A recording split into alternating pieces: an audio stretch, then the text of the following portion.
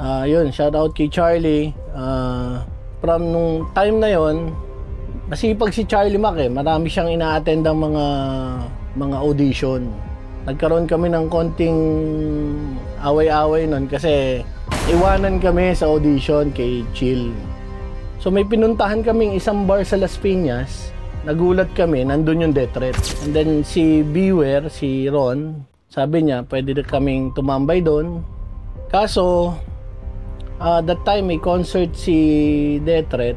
Nandun na si papakilala na nila si Glock 9 sa isang bar sa Las Piñas. Di ko matandaan kung anong pangalan ng bar eh. And then that time nung nandun kami, wala na, gumuho na yung mundo ko. Narinig ko si Glock 9, magaling talaga. Sabi ko parang magiging fan base na lang tayo lagi.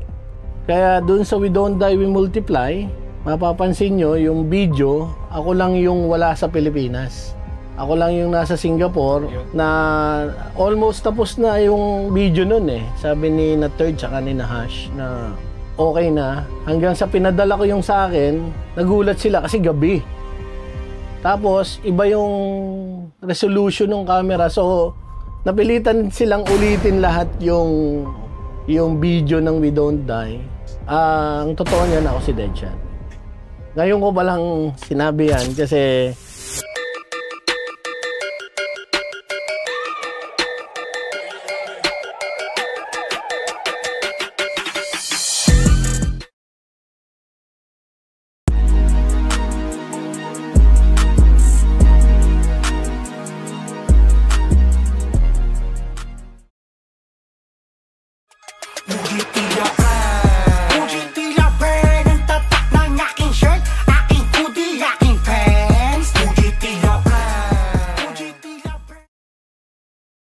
wala kang dati, tapos ang pati mo sobra, pang dapat gawin bago ka pa magangas. Bumili ka muna, man. Malagang pumorma.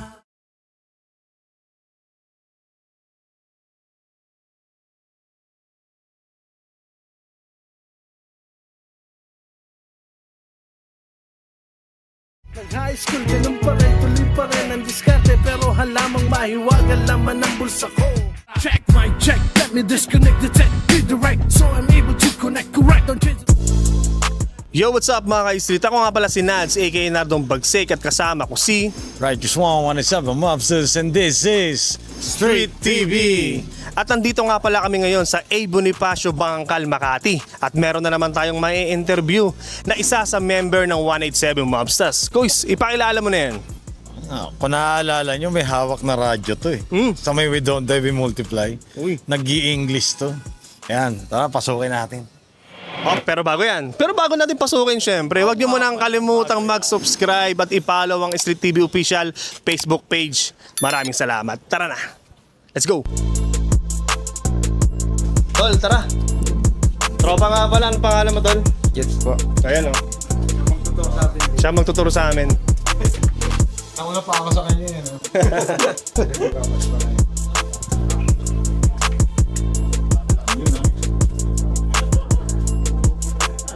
Sabi po. Yan o. Ayun, welcome to Tortuga. Ito yung aming apartment. Tawag namin dito dormitory. Si Board, si Kenneth, Chris Charles, si Teng, syempre ang aming homeboy, si Judy. At syempre may bago kaming recruit. JK. So ito ang aming tambayan sa Makati. Syempre as much as possible we want it to be more cozy. Sabi ko nga, Tortuga is a place, Turtle Island, makasa okay, yun na yan. Ang lugar na ito ay binuo namin para maging home base namin. Alright? At ito ang aking maliit na manscape na syempre kailangan ko ng sarili kong pwesto para bumuo ng isang obra na sabi ko nga is without a place na tama, wala kang workstation, pangit ang quality. So dito ko inumpisahan at dito ko pa rin gagawin yung mga susunod kong i-release na track. Muji tila brand ang tatak ng aking shirt, aking hoodie, aking pants. Muji tila brand ang suot ko up and down. Yo, ako nga pala si Kibs ng Guerrilla Radio MC, ng Mob at ng 187 Mobsters. At eto ang kwento ko. Nagkaroon ako ng interest sa rap, bata pa lang ako. Somewhere around 8 years old, 9 years old. Napapakinggan ko na yung Bass Rhyme Posse, of course, Andrew E. And then, lagi akong inuwian ng tape nung pinsan ko galing Manila. Kasi sa Lipa City, Batangas ako lumaki. And then, nagkaroon ako ng interest doon sa lagi niyang pinapatugtog, which is Bass Rhyme Posse. And then, from there, unti-unti, nakikinig na ako ng iba't ibang artist, from Onyx, yung Slam, doon ko rin nakita yung Naughty by Natures. And then 1991, bumili ako ng tape ng Masterplan. Doon ako unang namulat sa pagrarap. Kasi may lyrics yung album ng Masterplan, so sinasabayan ko lang. And then may nakilala akong DJ, si DJ Darwin ng Altabos Mobile. May dala siyang turntable. I was first year high school. And then, kinuha ko yung mic and then, na-realize ko, pwede pala. And then from there, ayun na. Bumili na ako ng album ng Legit Misfits. Bumili ako ng album ng Death Threat. Tapos, unti-unti, hanggang sa nag-high school ako, nagkaroon kasi ng gap eh. Kasi nauso yung mga Eraserheads, mga River Maya. Pero nandun pa rin yung puso ko sa rap. Yung kanta ng Eraserheads, lagyan ko ng rap dati. Tapos, nung nag-college na ako, lumuwas ako ng Manila, doon ko nakilala yung unang rapper na kakilala ko, si Haji Ordonez. Na hip-hop din siya, na taga Rizal. Nakaklase niya si Glock 9 nung high school siya. And then from there, nag-umpisa ako magsulat. Nung una, hirap na hirap. Pero wala pang pakialam, walang structure, walang flow, walang rhythm. From there, na-realize ko na hindi. Kailangan may flow eh. So nakinig ngayon ako ng mga foreign artists. Doon ko na pakinggan yung mga Bone Thugs, sina Snoop Dogg, tapos dumadayo pa kami ng Recto para maghanap ng mga original na CD. Tapos hanggang sa napasama ko sa isang grupo na ang tawag sa kanila is PS, Public Syndicate, mga taga Laguna. Doon ko nakilala si Charlie Mac ng Salbakuta. Yun, shout out kay Charlie. From nung time na yon, masipag si Charlie Mac eh. Marami siyang ina-attend ang mga audition. Nagkaroon kami ng konting away-away nun kasi naiwanan kami sa audition kay Chill. And then, sabi ko okay lang kasi baka hindi talaga para sa amin yung time na yun. So, ito namang si una kong kilalang rapper, si Haji, shoutout kay Haji, taga Las Piñas siya. So may pinuntahan kaming isang bar sa Las Piñas na nagulat kami, nandun yung Death Threat. And then si Beware, si Ron, sabi niya pwede na kaming tumambay doon. Binigyan niya kami ng calling card. Tapos sabi niya meron daw siyang gagawing event. So kami naman, syempre, mga batang artist, sabik. So pumunta kami, doon ko nakita sina Hijack, sina Radical MK. Tapos, uso nun yung sasalang ka sa stage eh. Wala pa kaming alam sa mga freestyle nun. And then dun may dala-dala akong isang kanta na sinasaulo ko lagi yun eh. Kasi parang referensya doon kay Snoop Dogg na kanta. Tapos sabi ni Ron, okay kayo, balik kayo, may pa-contest kami. And then from there, nagkaroon kami lalo ng interest. Kaso, That time may concert si Death Threat. Nandun na si papakilala na nila si Glock 9 sa isang bar sa Las Piñas. Di ko matandaan kung anong pangalan ng bar eh.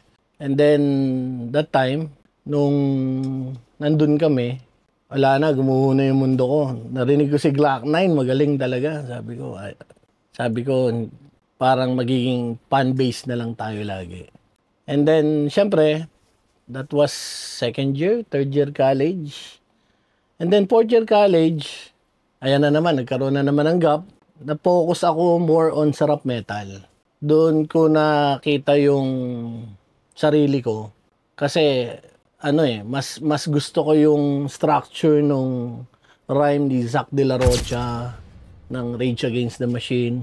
Tapos, parang nandun na yung holo rhyme na sinasabi or multi na hindi ko ma-figure out kung paano yung sinusulat kasi syempre English that time medyo hindi pa tayo kasi nung nakakaintindi.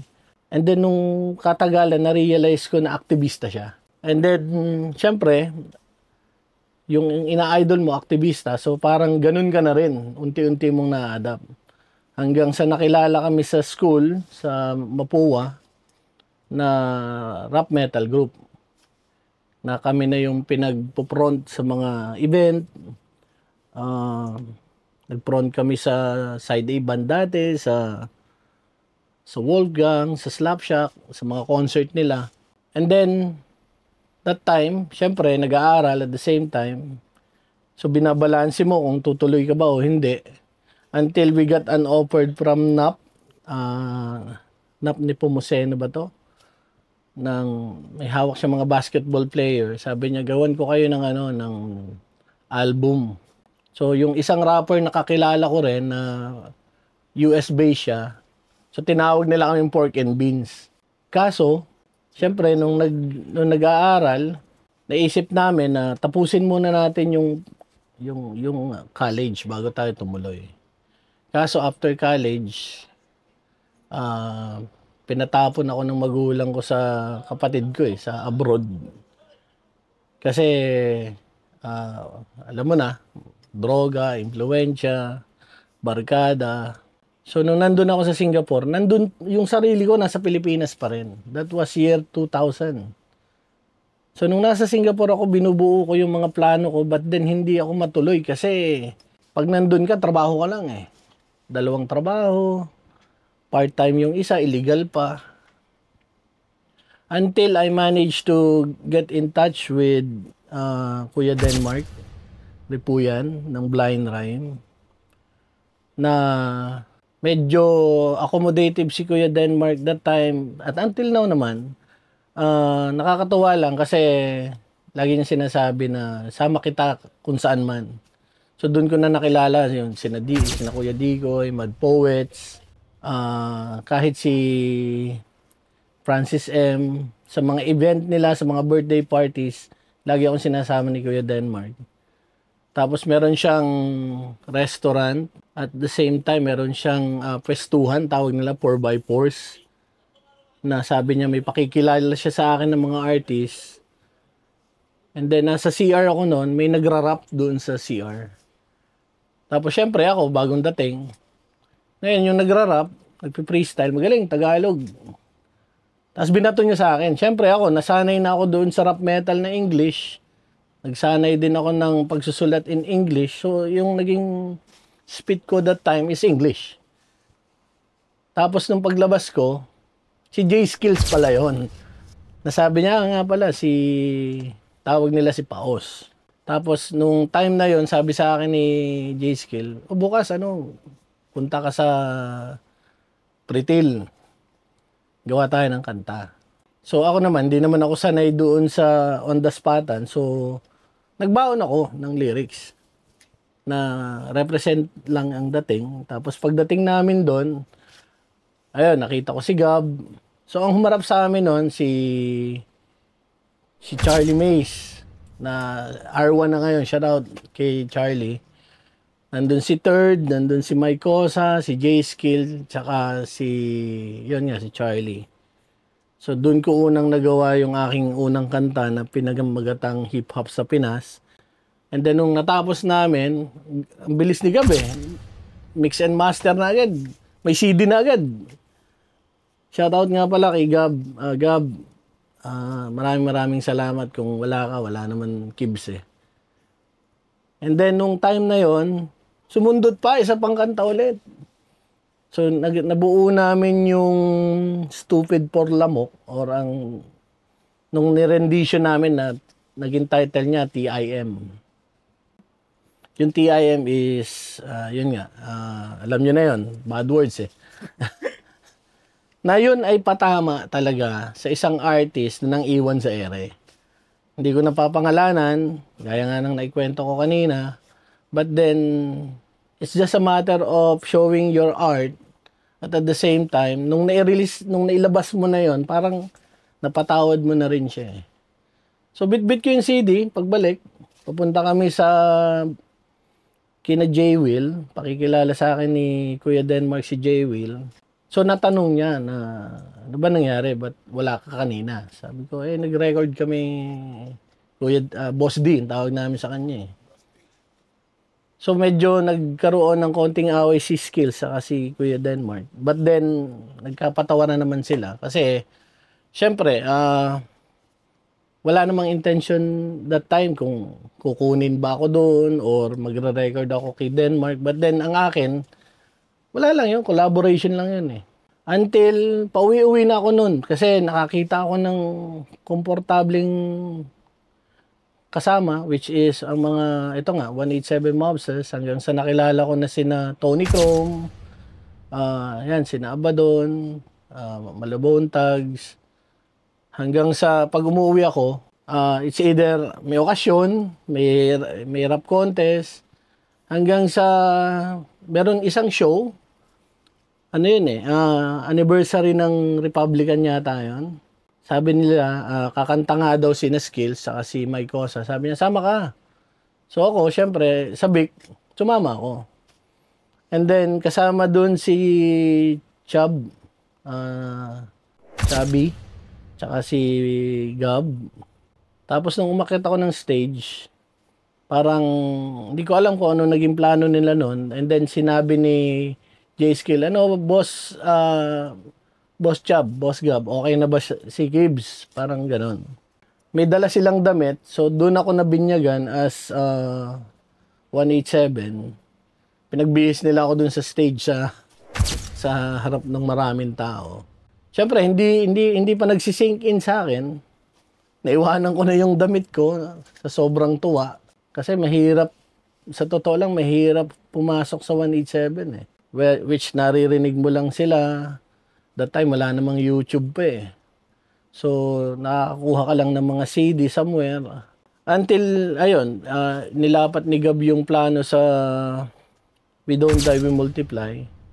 So, naka-receive ako ng messenger sa kanya. Hindi ko matanda kung messenger ba o Friendster. Sabi niya is, sama ka dito sa We Don't Die, We Multiply.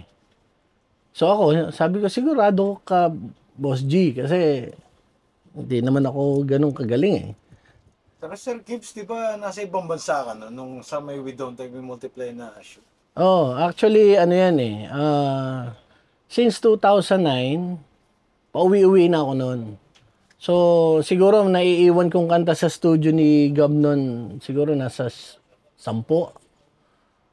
Hanggang sa, sabi niya kasama daw talaga ako doon sa track na yon. So ako, no choice na ako. Kailangan kong gawin yung track, uuwi ako. But then wala akong oras kasi may trabaho. Tsaka medyo mahal ang ticket ng pamasahe nung time na yon. So since meron akong bar sa Singapore, nilagyan ko siya ng recording studio. Hinabol namin siya para makapag-record ako ng track ko sa We Don't Die. Doon nabuo yung studio namin na pinangalanan naming 91 gig. Kasi nag-umpisa ako mag-rap 1991.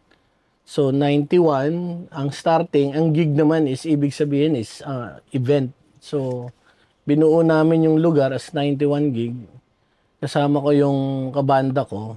And then from there, pinadala ko sa kanya yung track. Sabi niya, pasok naman daw. So nabuo ngayon yung audio, ang wala yung music video. Kaya dun sa We Don't Die, We Multiply, mapapansin nyo yung video, ako lang yung wala sa Pilipinas. Ako lang yung nasa Singapore na almost tapos na yung video nun eh. Sabi ni na Third tsaka ni na Hash na okay na. Hanggang sa pinadala ko yung sa akin, nagulat sila kasi gabi. Tapos, iba yung resolution ng camera. So, napilitan silang ulitin lahat yung video ng We Don't Die. Hindi ko alam kung ilang percent, pero yun ang sabi nila sa akin. Kaya, hinabol nila lahat yun. Parang gumawa sila ng paraan na mahabol ulit yung quality nung isinabmit ko. Maging compatible, no? So that time naman, meron na kaming binubuong grupo sa Singapore na binasbasan din namin ni Gab nung dinala namin si Mike Cosa at saka si Gab sa Singapore. So nagkaroon ngayon ng Singapore Mobsters. Yun yung SG Mobs. Na ang totoo nun, yung mga artist namin doon, magagaling. Yung iba galing pa ng Cebu, si shoutout Naughty G, si Clyde, si Princess Nad, si Side B, si Heartbeat, yan yung mga naunang SG Mobs. So nung nakabuo kami ng track sa Singapore, at kukonti lang ang hip-hop sa Singapore, so yung response ng tao kukonti. So doon namin ginawa yung mga event na pinagsama namin ang banda, hip-hop, sinama namin yung ibang collaboration hanggang sa dumadami na yung crowd ng SG Mobs pero kukonti ang hip-hop. But then, na-realize namin, it's part of the music eh. So we connect with Retribution Music Singapore at saka ABC, si Aftershock. So lumaki yung population namin hanggang sa kami na yung kinukuha na lights and sound, kami na rin yung pumupuno doon sa mga weekend sa Singapore ng mga bar para tumugtog. Hanggang sa may mga ibang event coordinator, si Kim Rising. Tapos, tinawagan na kami ng embassy to help up on the concert of Parokya ni Edgar, Glock 9, Razorback,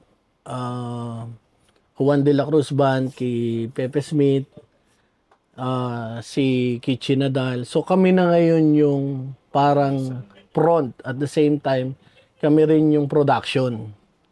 So masaya yung nangyari kasi hindi lang hip-hop, hindi lang banda. Pero alam mo yung may gusto kang gawin eh. So nag-umpisa akong magdala ng artist, beside from my Cosa, nadala ko si J-Skill, si Tibo, si Innocent One, tsaka si Tony Chrome, si Gab, ayan, hanggang sa dumadami na rin yung crowd ng hip-hop. And to be honest, nung nagko-concert si J-Skills doon, ang crowd niya is mga Malay Muslim na mukhang naintindihan naman nila. Kasi, syempre, bumubounce din sila doon sa kanta ni Skills. And then, masaya yung ganun eh. Na may ibang lahi doon sa fan base mo.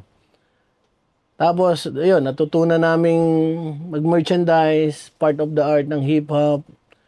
Siyempre, sapatos, damit. So, dinala ko ngayon yung gold label sa Lipa. Yung gold label is a collaboration of all different brands of clothing ng mob.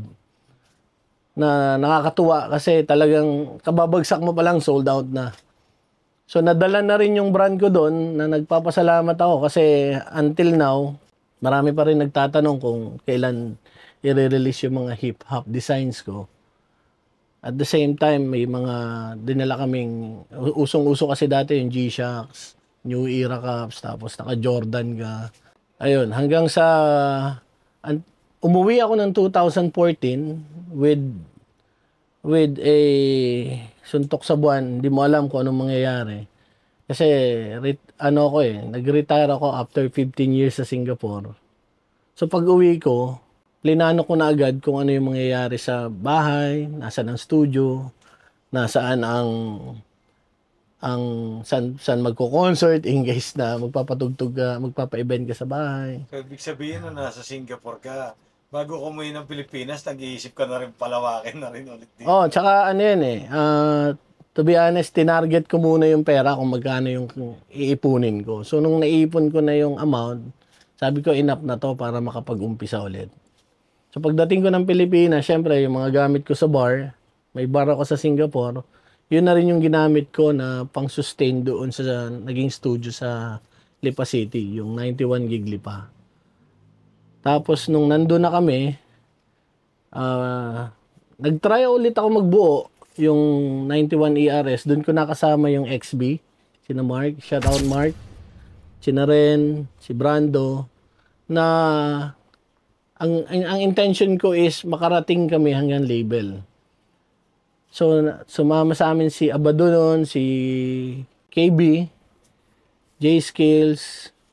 Nakarating kami hanggang Biba. Nakapirma kami, but then walang plano sa amin ng Biba eh. So, nangyari, may kanya-kanya pa rin. So, that time, nagpaalam naman ako ng maayos sa grupo after a year na sabi ko, walang pupuntahan. Kasi everyone has its own racket. Alam mo yon, may trabaho, may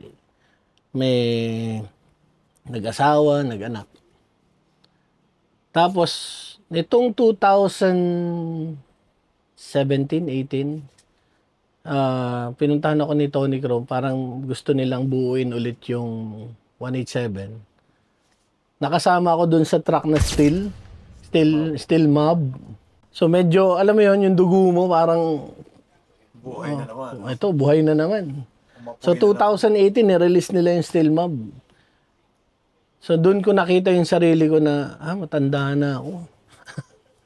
Yun na yung medyo pullback factor ko sa buhay na magrarap pa ba ako o mag-ano na. So, nag-isip ako ng concept na nandun pa rin ako sa hip-hop kahit hindi na ako nagrarap. So, kinonta ko si Mike, which is Mike is a close friend of mine. Sabi niya, anong plano, sir? Sabi ko, may naisip ako, parang institusyon ito. Na pag nirelease mo yung season or episodes, parang lahat ng artist kailangan mong dumaan dito. Pag hindi ka dumaan dito sa podcast na to, hindi ka pa hip-hop, parang ganun. And then doon ko na-realize na ang daming contact ni Mike. So, nung nilapat ko yung concept ng obra mismo, that was 2019, around August, on the spot, binubuo namin yung concept. Wala kaming script. Pero nandun na yung mga artist namin nakapila na. Nandiyan na si Nick Makino, si Rap Davis, Mike Swift sa bahay. Nagtatanong kung anong gagawin natin. Kami naman, yung nagpipigure out kami ni Mike na, sige, ganito. I-interviewin natin sila, and then on the spot, pagsusulatin natin sila. On the spot, gagawa ng beat. So, nung dumating sila sa studio, kwinento namin. At nag-click. Ayun na, sumunod na. Sumunod na si Malabontag, sumunod na si Flick G, shout out Flick G. Sumunod na si Bling. Tapos dumating na rin si Blaze, dumating na rin si Nakial, si Tony Chrome. And then, nagkaroon ngayon ng episode ang obra mismo. It so happened, noong ginagawa namin yon, I was asking for sign kung tutuloy ba kami o hindi. Kasi ang bigat ng production eh. Biruin mo, susunduin mo sa Manila, ibabalik mo sa Manila. And then, meron akong resort sa Lipa. Siyempre, kahit resort ko yun, babayaran ko rin yung stay nila doon, pagkain, lahat. Plus, siyempre, hindi ka naman pwedeng walang honorarium sa artist kasi pinaghihirapan nila yan eh. But, I am ready for that. Kaso, pumutok yung pandemic. Pumutok muna yung bulkan and then nagkaroon ng pandemic. Sabi ko, ito yon. Ito yung sign na pahinga muna, wag muna ngayon. So, after that, kinontak na naman ako ni Tony Chrome, sabi niya, gumagawa ng bagong track ang Mob, sali ka ulit. Una muna, 2020, tapos Good Vibes, tapos yun, yung Still Mobbin. Pero that time, buo na yung decision ko na hindi na ako magra-rap. Pero hinahanap ng sarili ko yung rap eh. And then doon ko na-realize na, hindi, pwede ka naman mag-rap eh. Kung si Andrew nga, may alter ego eh. So, mag-alter ego din ako. Pero nagpaalam muna ako kay Kial as a head of mob na, Kial, eto na yung gagawin ko. So, sabi niya, diskarte mo sir, bahala ka. Basta kung ano yung maganda para sa'yo. Reason why ayaw ko nang mag-rap nung una is dahil, syempre, nakaka-apekto yan sa trabaho. Kasi mas mahaba yung oras mo sa pag-rap kumpara sa trabaho. Magsulat pa lang, plus mag-produce, umattend ng mga events. Kasi yan ang hip-hop eh. Kailangan sumusuporta ka rin lagi.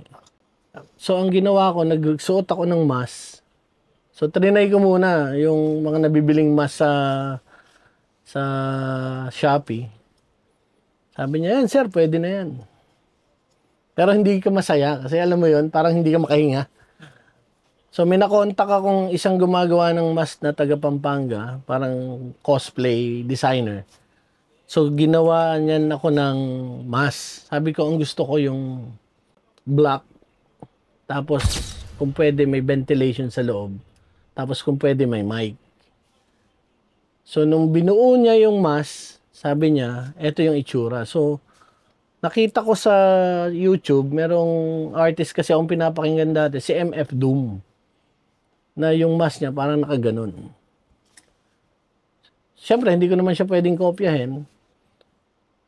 And then, binuo namin ni Tony Chrome yung pangalan ko as Deadshot.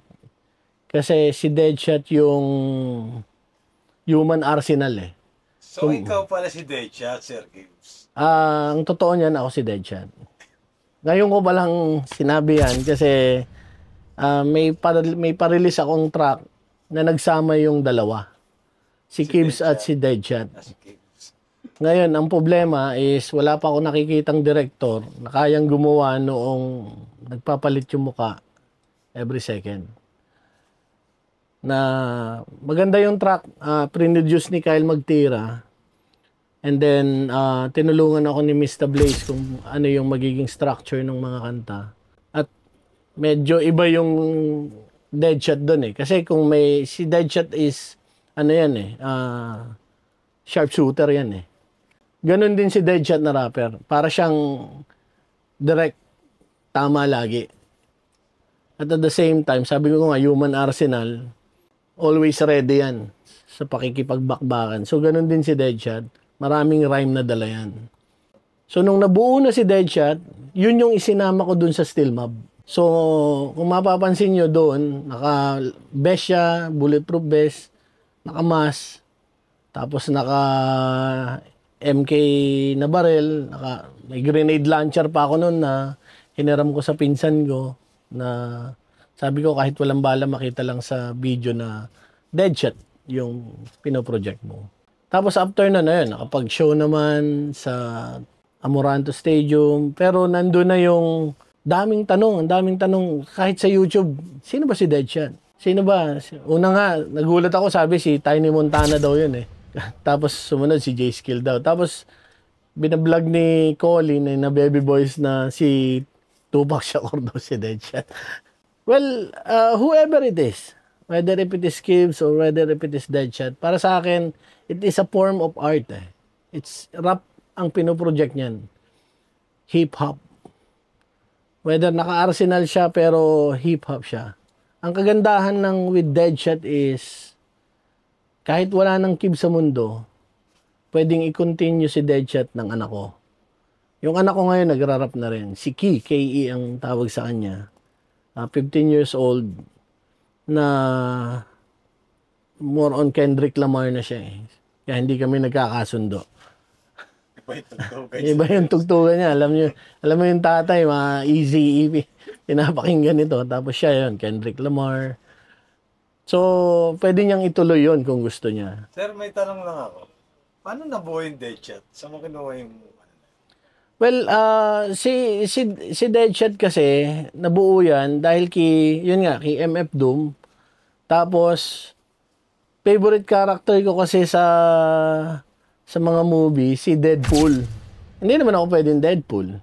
Nasabi nga ni Hambog ng Sagpro nung nire-review niya yung kanta ni Deadshot. Sabi niya, ay, kala ko si Deadpool. Ayun. So, ayun, hanggang sa pinangatawan ko na ako yung Deadshot. At si Deadshot, buo na yung album niya eh. Kasi siya yung una noong year 2022, siya yung naunang gustong bumalik bago si Gibbs. Bumalik na lang ako ulit sa ganito noong 2022 na binuo namin ni Tony Chrome yung Guerrilla Radio MC. Ang intention ng Guerrilla Radio MC is studio at the same time para kaming label na hahanap kami ng mga young artists na may potential tapos i-groom namin siya. At the same time, tuturuan namin siya kung paano yung tamang way, kung paano maging hip-hop o rapper.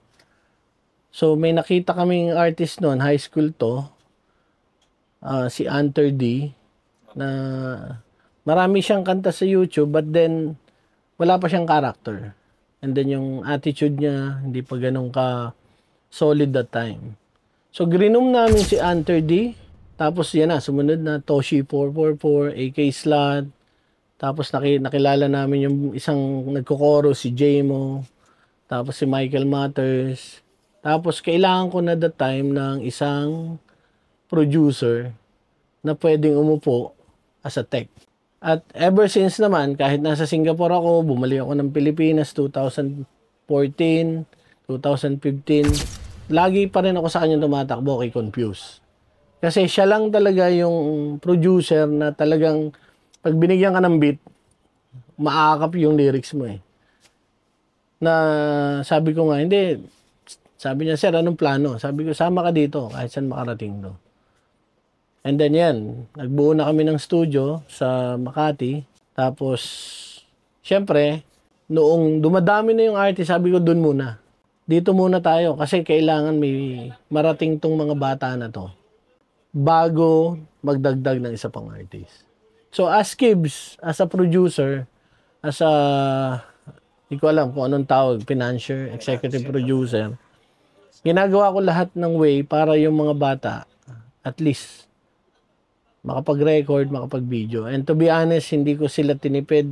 They sign a contract with me with a proper payment or danyos kasi naghihirap sila eh na makabuo ng isang album. So, ako as a group leader nila, I always tell them na look, dito pa lang busog ka na. Ngayon, kung makasipa tayo ng ginto somewhere around sa paglalakad natin, that will be a bonus. At hindi ko sila tinali ng matagal na panahon. Ang sabi ko sa kanila, kung sumikat ka, gusto mo kaming iwan, nasa sayo na yun. At so far, ayun, wala namang umalis. Yun nga lang, may mga iba na mas pinili yung kagaya ni Michael Matters, nasa Tondo Boys ngayon. Tony Chrome, wala naman kaming beef ni Tony Chrome, pero mas naglalagay na siya kasama ni Nahash. Sabi ko nga, sa mga artist na may mga ganong grupo sa labas, sabi ko, hindi, kung makakahadlang kami sa plano mo sa'yo, sa sarili mo, hindi ka namin pipigilan.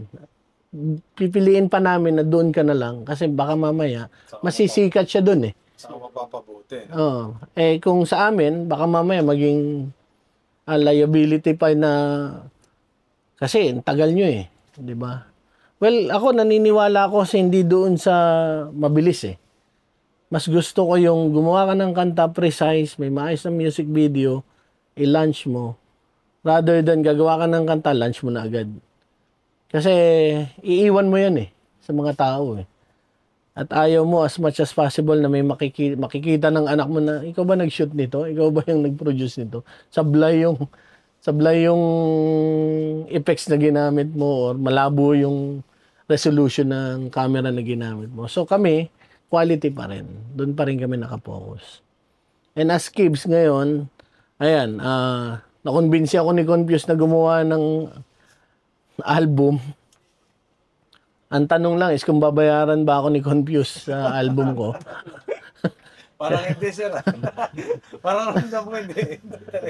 So, alam mo, nakatutuwa ako kasi si Confuse nung sinabi niya na, Sir, gawa ka ng kanta mo, gawa ka ng album mo.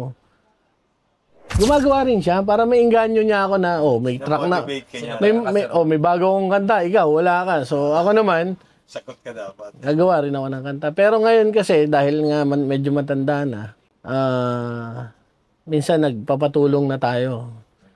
Hindi na tayo makasabay doon sa mga bago ngayon. And to be honest, natutuwa ako kasi may mga bagong artist yan. Sina Nate Man, nakalimutan ko yung sina Tommy, na kumukonek sa amin. Natututo kami sa kanila rather than na matuto sila sa amin. As an old school hip-hop, ang kaya lang namin ipakita sa kanila is ito yung foundation. Ito yung kinalakihan namin. It's up to you how you gonna improve it. Nakakatuwa kasi ang laki na ng evolution ng hip hop eh. So, marami na talaga ma-learning sa mga bago ngayon. Kaya yung mga sinasabi nila na new school, old school, yung i-release namin ni Nate Man and ni Kosa, it's new school and old school. Bumaba ang new school sa old school. Ganon level na sige, sumasabay ka sa amin, sasabay ako sa inyo, parang ganon. At sana walang hate, kasi yan kukonti na nga tayo eh. Mag-aaway-aaway pa tayo. Kung meron kang beef sa isang tao, may rason eh kung ba't nagkaroon ng beef. Baka may mali ka rin, 'di ba? Kaya nga sa argumento kailangan dalawa yung tinatanong kasi may prinsipyo sila parehas kaya sila nag-aaway.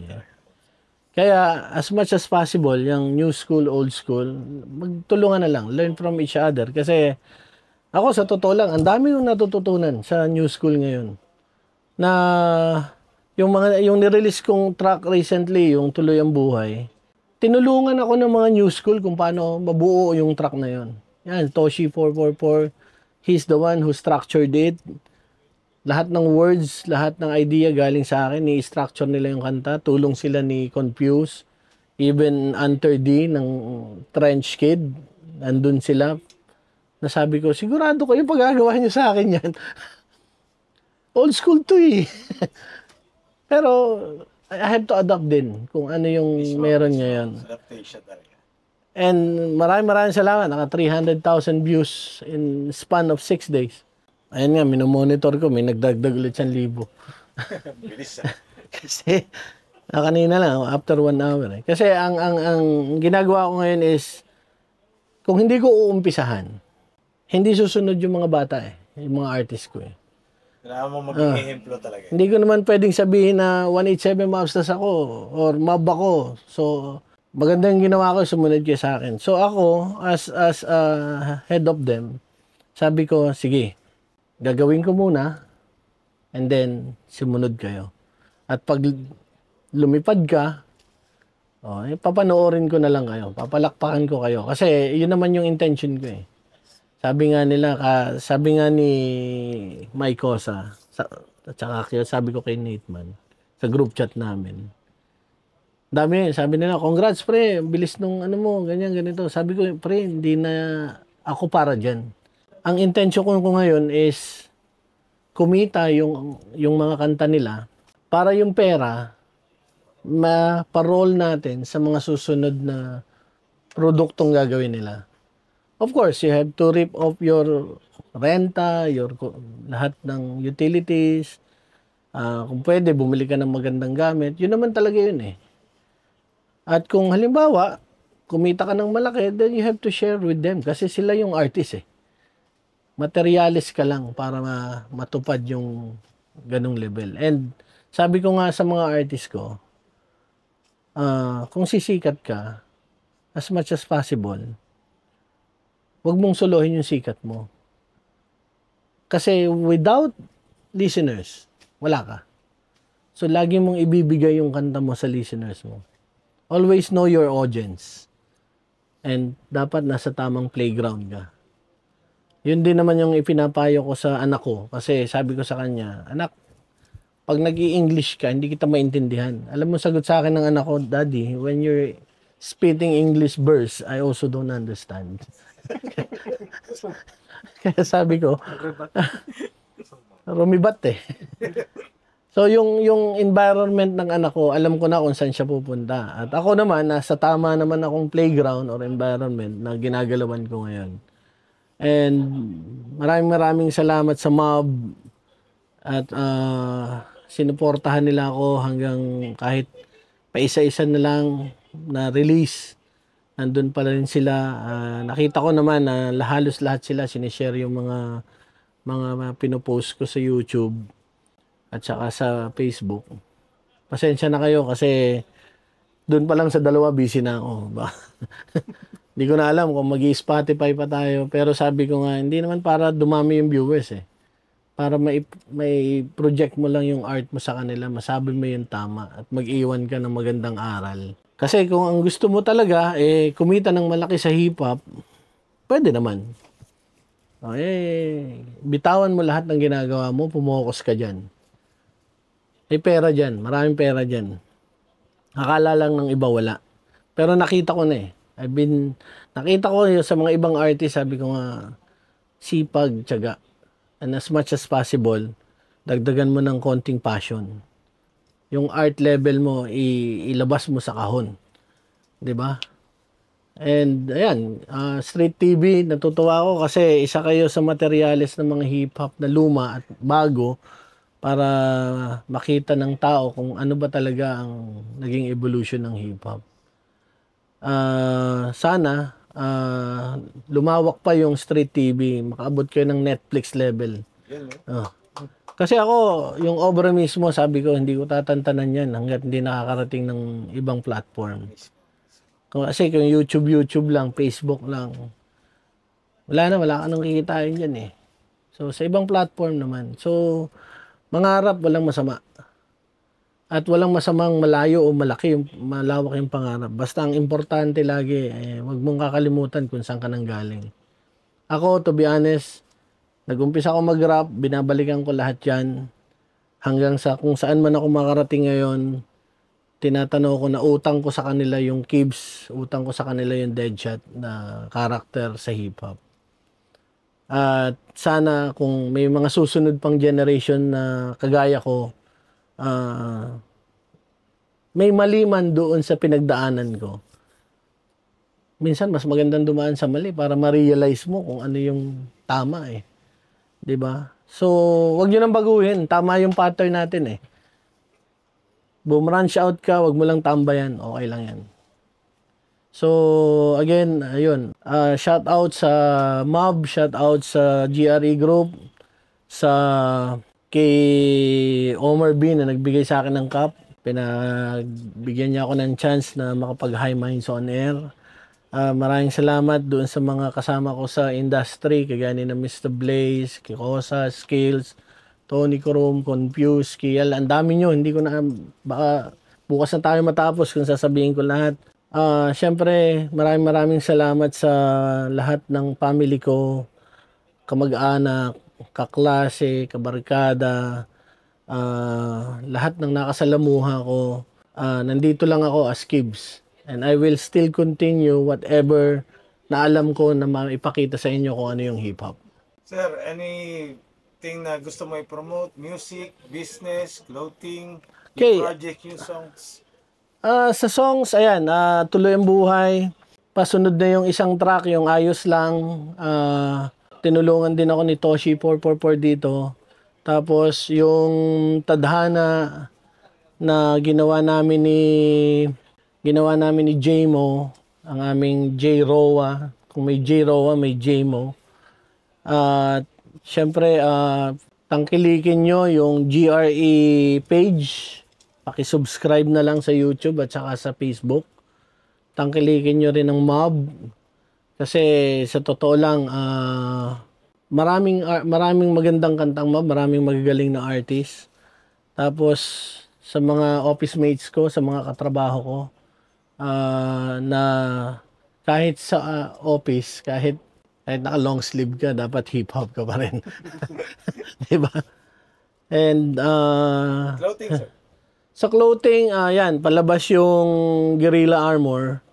Pero naka-focus kami more on armory. Para kang tactical. May sample jackets kaming dumating recently. Ito. Pinagawa namin sa Taiwan.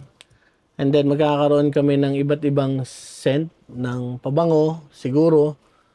And then, ayun, syempre pangarap pa rin umabot hanggang sa malayo. As fashion, andyan ang lahat. Sapatos, jackets, pantalon, lahat na yun.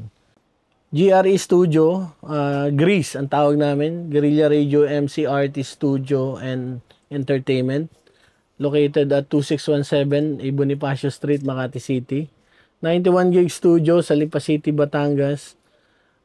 Part nito yung Cubicle, which is a resort and a construction group.